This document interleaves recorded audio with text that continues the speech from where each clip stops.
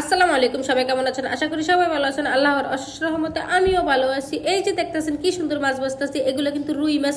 আর এই যে ফাঁসে, এটা আমার মেয়ের জন্য নুডলস বানানো হয়েছিল, কিন্তু আমার মেয়ে এই নুডলসটা খায় না, সেজন্য আমি এখানে রেখে দিছি।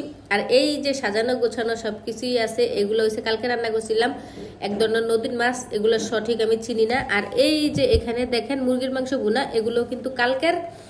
এই মুরগির মাংস ভুনা আর ওই মাছ সাথে থাকবো। আর আজকে শুধু একটা তরকারি রান্না করা হইব।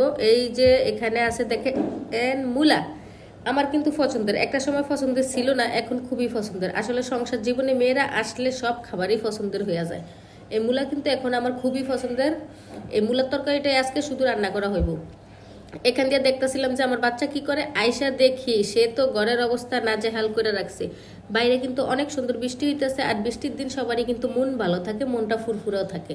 আজকে কিন্তু মনটা অনেক ফুরফুরা, বৃষ্টির দিন খুব ভালোও লাগতেছে। ওই দেখেন গাছে কি সুন্দর আম, এরকম আম দেখলে তো সবারই খাইতে ইচ্ছা করে না?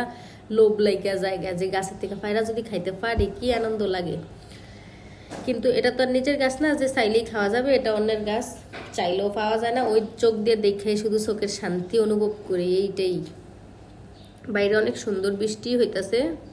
এখান দিয়ে আমার মেয়ে আবার একটু হাত বাড়িয়ে দিছে বৃষ্টি ধরার জন্য, মানে বৃষ্টির একটা আনন্দ ফিল নিতে আছে আমার মেয়ে।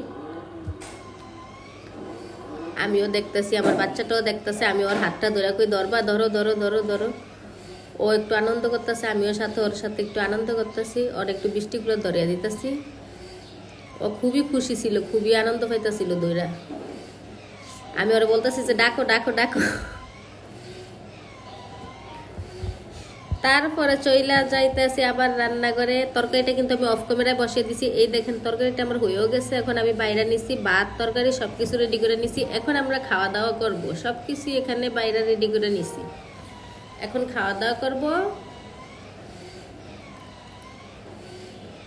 তাই এখানে ভিডিওটা শেষ করি। সবাই ভালো থাকবেন, সুস্থ থাকবেন, আল্লাহ হাফেজ।